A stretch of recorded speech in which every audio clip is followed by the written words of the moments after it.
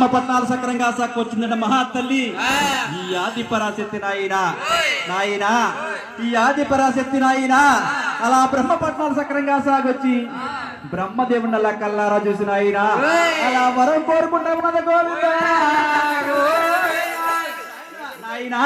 ఈ ఆది పరాశక్తి అలా బ్రహ్మదేవుని అలా ఎలా కోరుకుంటా ఉన్నదిరా నాయనో ఓ బ్రహ్మ ఓ బ్రహ్మ ఈ వరం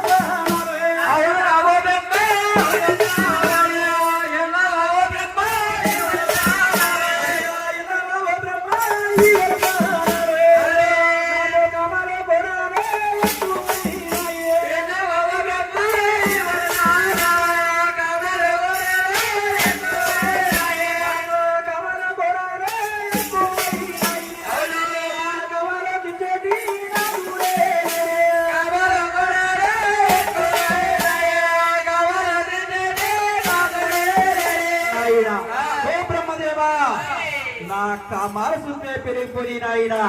కొందరా బ్రహ్మదేవా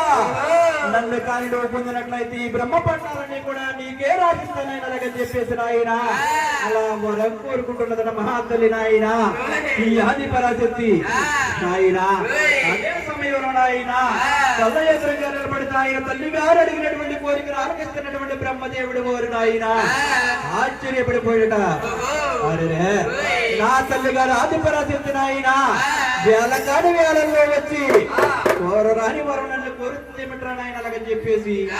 7 గడిల సేపు ఏకంగా ఆలోచించాడట బ్రహ్మదేవుడు నాయన ఆలోచన చేసిన ఆయన తల్లి గారి ఆది పరాశక్తిని సక్రంగా నాయన అలా వేడుకుంటూ ఉన్నాడట ఏమంటా ఉన్నాడరా అమ్మో